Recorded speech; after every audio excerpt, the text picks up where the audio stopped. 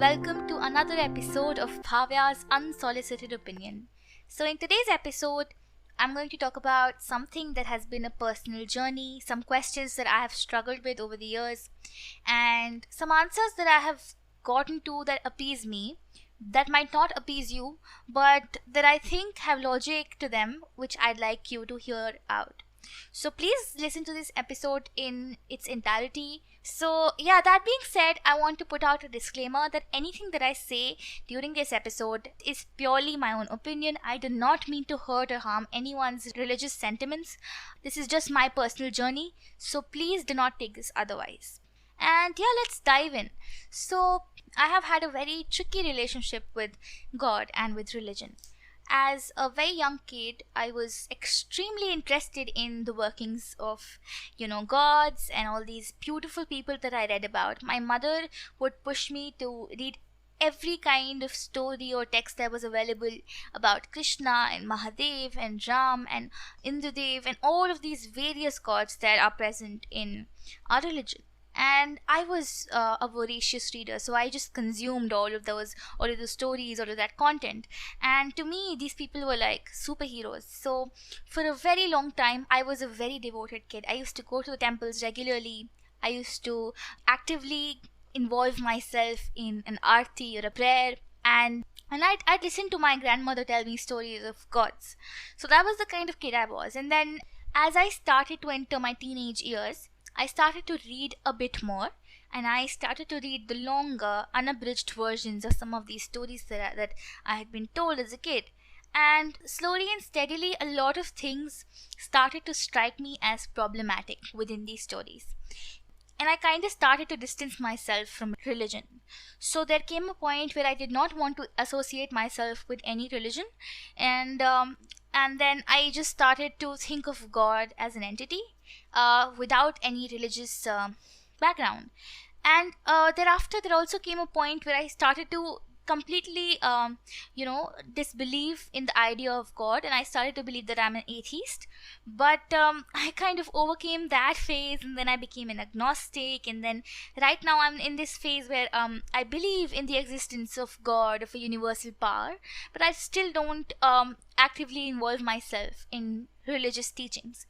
So during this entire journey, I've had a few questions. These are fundamental questions.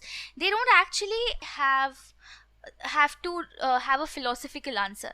These are questions that have troubled me because of the environment we are in and because of the things that I've read and understood. So I have 4 questions which I'm going to answer according to my understanding in this episode, and you can tell me if you agree with those answers or not. The 4 questions, I'm going to quickly list them, and then I'm going to take them up one by one. So the 4 questions that I mean to discuss here are: what is the difference between religion and God? Are they the same thing? Can we differentiate them? And what is the Hindu idea about this? The second is why Hinduism is the most dissected and critiqued religion in India. The third is atheism. Is atheism accepted by Hinduism? What is the story there? And the fourth question is why secularism is actually a Hindu ideal. Now, some of these questions might sound political in nature, but they really aren't. These questions were compiled by me because of my religious upbringing instead of the political structure and the political situation in our country. So let's take the first question and talk about it a little. The first question is talking about religion and God, and this has been my major struggle for a very long time. Are religion and God the same thing? Now, there is something that I took a long while to understand, and I want you guys to understand. Hinduism, and I'm going to talk only about Hinduism in this episode because that is the religion that I have been associated with, that I have been brought up in, and that is the religion that I understand the best. So I can only speak from my understanding. So the question is religion or God, and what you need to understand is that Hinduism is not a religion. So Hinduism has traditionally been a set of philosophies. In India, Hinduism was never one religion. Hinduism was a very broad kind of a shade or a house which housed a lot of other smaller religions that sprung up in different parts of the country. India is a big land. There are too many people living here, too many different ideologies, and every few kilometers you see a change in the way they dress, in the way they speak. So it is very natural to assume that you will also see in a change in the way that they pray to their god.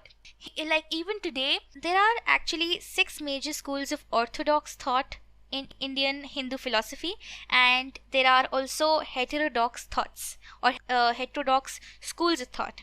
The orthodox schools of thought include Nyaya, Vaisheshika, Samkhya, Yoga, and Mimamsa and Vedanta. And the 5 major heterodox religions or schools of thought, which we in Hindi call Nastic religions or Nastic, are Jain, Buddhist, Ajivika, Ajnana.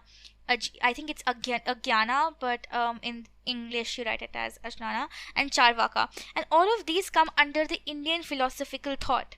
So I'm not saying that these are necessarily Hindu in nature, but they come under heterodox and orthodox schools of thought in Indian or Hindu philosophy.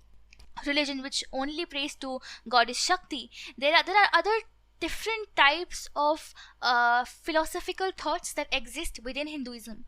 So the point of saying all of this is that when you say that you are a Hindu, you aren't actually specifying a religion.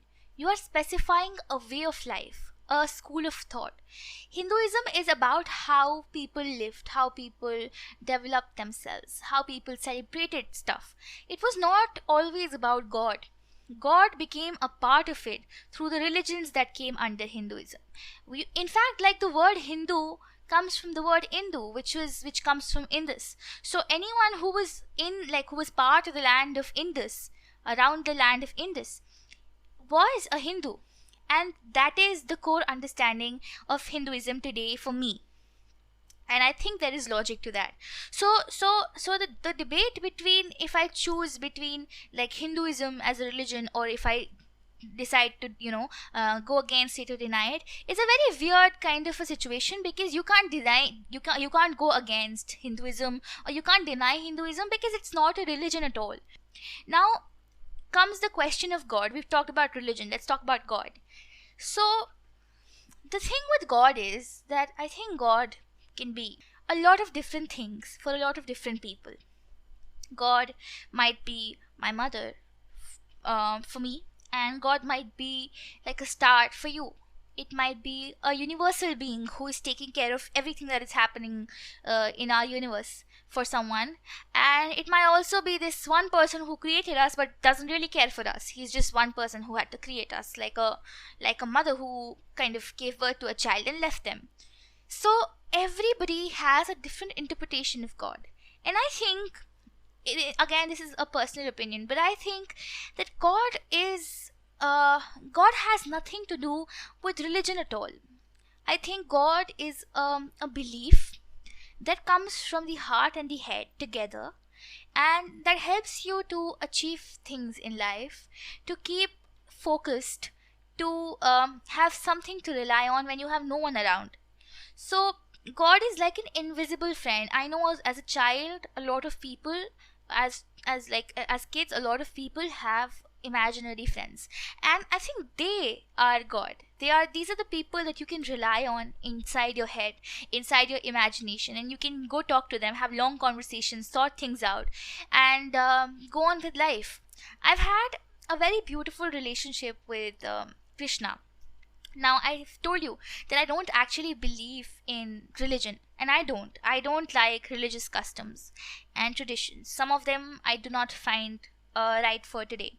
So I tend not to attract myself to those, and I've tried for the longest of time to distance myself from all these customs entirely. But every time something weird happens in my life, or something bad happens in my life, I tend to find myself attracted to Krishna. I will go to bed and I'll sometimes when I'm extremely scared for absolutely weird reasons, but sometimes when I'm very scared, I start chanting the Gayatri mantra, and sometimes I have conversations with this Krishna in my head, he's there, and he's in that traditional attire that you see him with on TV, and he talks to me, he tells me things, and he answers my questions. And I think this is God, this presence in our life which helps us to find a sort of stability. So so the question here isn't actually about choosing a religion or not. The question here is about choosing your God. And I don't mean in terms of choosing a Krishna or a Shiva or Prophet Muhammad. That is not the question. The question is how you want to perceive your God. I have a friend who likes to go for kirtans. That he likes to sit in a congregation, listen to sermons. He likes to pray to God that way. That is his way of connecting with God. He likes the religious path, if you may, and he finds peace there. And if that is what works for him, I think that is his God. And for me, my peace lies sometimes in talking to my friend Krishna, and sometimes I write letters to him, sometimes I write poems to him. And I really love going to ISKCON temple. That is one of my most favorite spots in Delhi. I love when we go to ISKCON temple, and there is this feeling of euphoria around me, and everybody's dancing and singing. It's just the best feeling, and that is God for me. I think when we talk of God, we sometimes start mixing him or her or them with religion. And I think that is our biggest folly, because God and religion, just they aren't the same thing.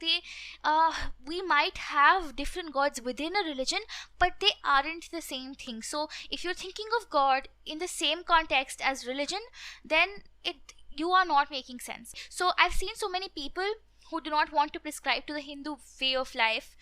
They start to declare themselves atheist, but that isn't actually what an atheist is it? An atheist isn't someone who has renounced religion. An atheist is someone who does not believe in God. And you can believe in God, you can believe in a universal power without having to believe in a religion. And that is the first point that I wanted to make here. Even if you believe in science and you think that there was a big bang and there was this one person, one entity, one being, celestial being, who triggered that big bang, even then you are not an atheist. You are someone who believes in the existence of a power, and that is God. So that is my first point here, that religion and God are two separate things that must not be mixed. Another thing to note here is that I have already said this, but I'll reiterate.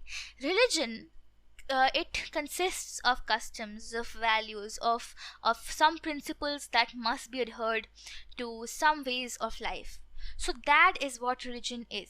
And I think for ages we have prescribed to different religions only because we needed some semblance of order in our life. I know a lot of my audience is very well read, so you must have read Annihilation of Caste, and you must have also read Mahatma Gandhi's very poor reply to that. And but there's one thing that Mahatma Gandhi said that I kind of agree to right now, and that is that for a very long time religion has helped us to maintain order in our society, order in the way people behave. And I think that was why it was created. I cannot argue if we need it today or not, but I think traditionally that was the major reason why religion as a thing came to be. And then of course it branched out into many other things with many other meanings. Now the second question is why Hinduism is the most dissected and critiqued religion in India. Now, first of all, this question might be problematic for a lot of people, but I personally, after seeing a lot of things, a lot of people, what people have to say, I just feel that I haven't seen people target other religions as much as people have targeted Hinduism. So that's why I say that Hinduism is the most dissected and critiqued religion in India. You guys can disagree, but yeah, I think it is. And also I have answers to why it is, so that we'll go ahead and talk about that. So now, why is it the most dissected? Well, the major reason for that could be the population of India. So if you search for this on Google, if you check this out, 79% of our population is Hindu. What does that mean? It means that the majority in India is Hindu. Now, when you have a majority of people who prescribe to a certain way of life, of course, when you have people questioning it, a major number of those people will come from this group. So what I'm trying to say here is that a majority of our people are Hindu. That is why it is the most dissected religion, because most people can dissect only that which they understand well, in fact, or which they want to understand well. And so I don't know what your experience has been, but I have seen that most people questioning Hinduism are Hindu themselves, and it's extremely understandable why that happens. So this is the first part of the answer. The second part of the answer is, and this is a very interesting answer, so I'd like you guys to listen to me carefully.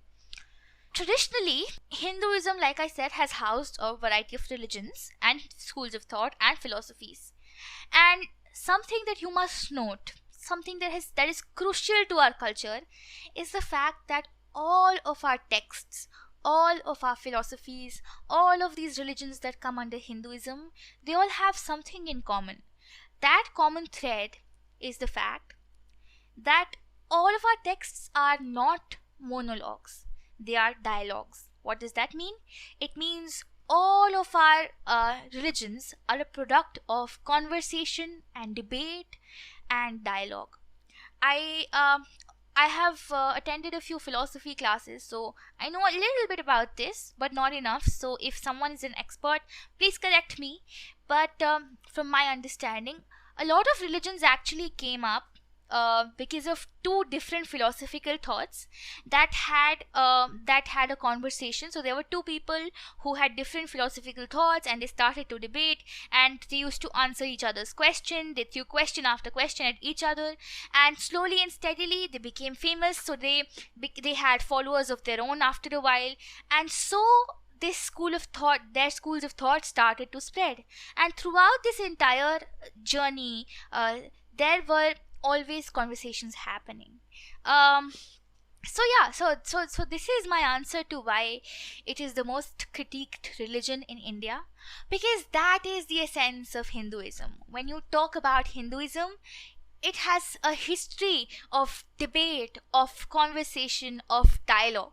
So if today a millennial, a 20-year-old, a 25-year-old, or anybody starts to question Hinduism, or starts to question a particular tradition, a particular ideology, a particular custom, then what he or she or them are doing is basically what Hinduism as a thought, as a school of thought, as an overarching philosophy propagates, which is conversation.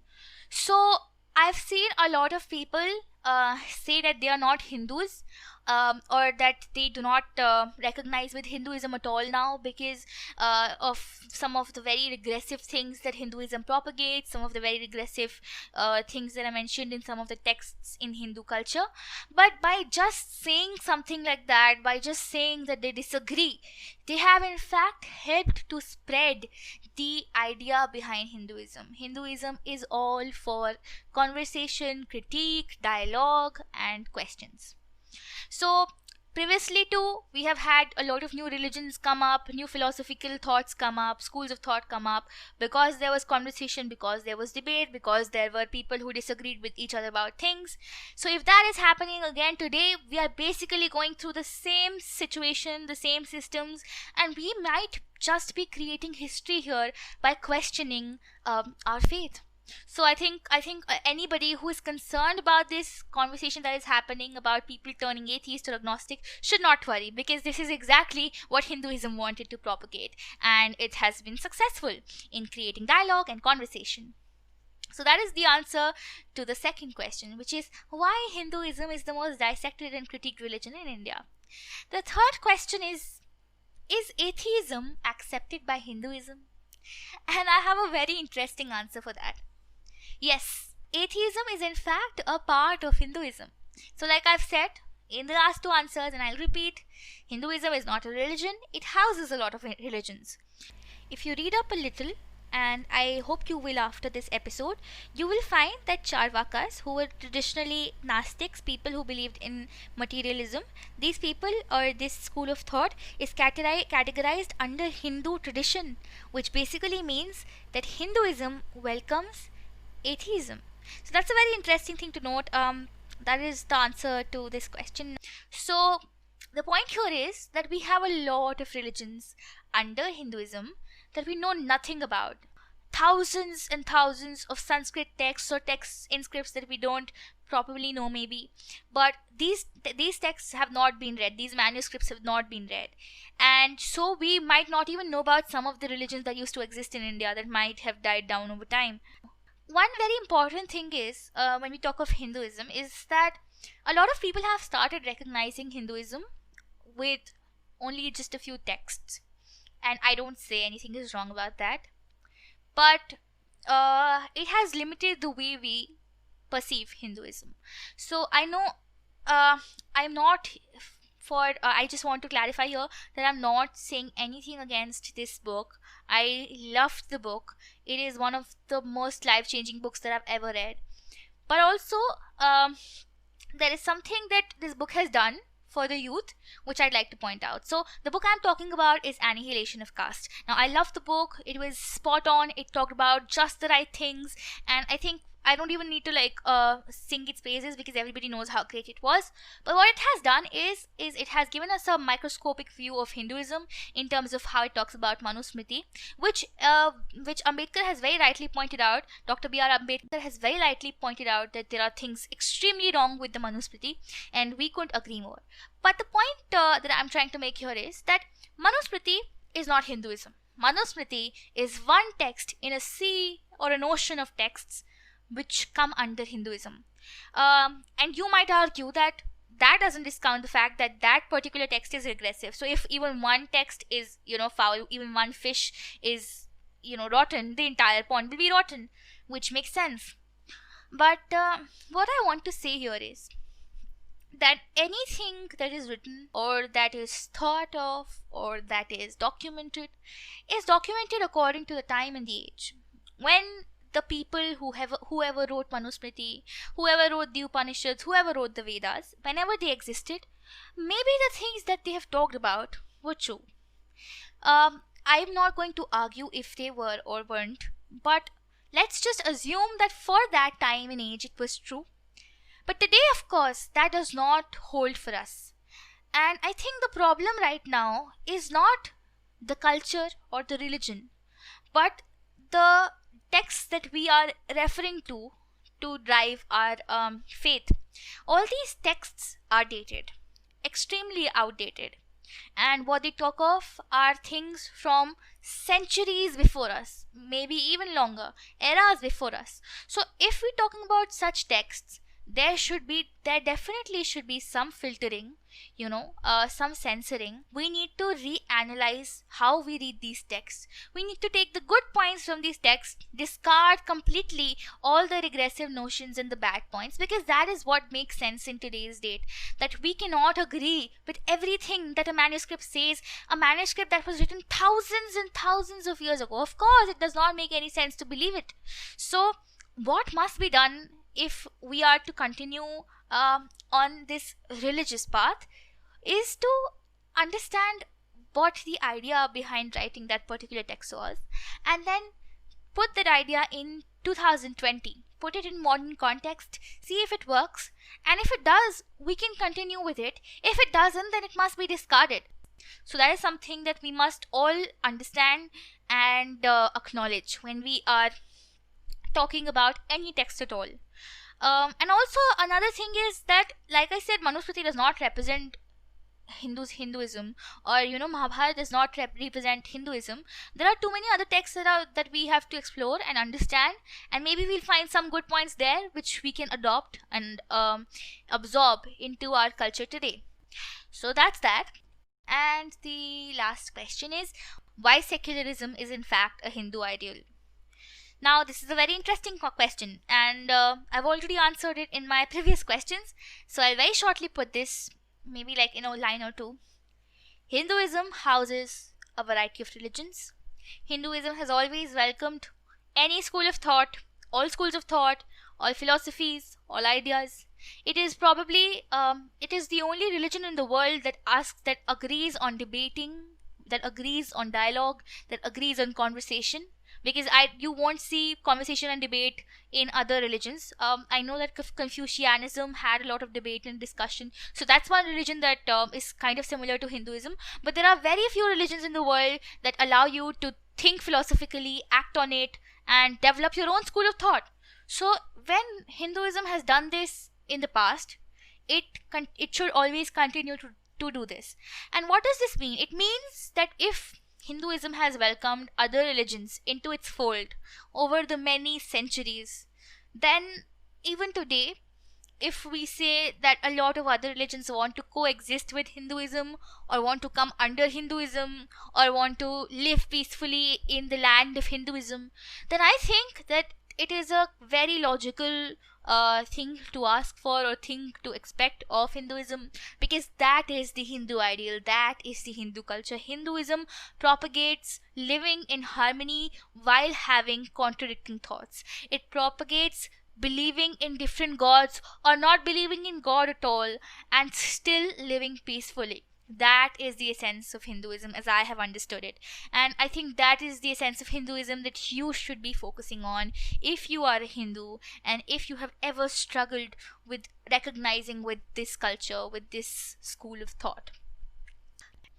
So yeah, I think that's it for today. I hope you enjoyed this episode. Please write to me and tell me how you liked it. My Instagram ID is uncensored_Bhavya. Connect with me, and please, if you like this, send this to your friends so that I can reach more people. I'm really trying hard with these episodes, trying to get you new content, researching, reading, and coming up with new things.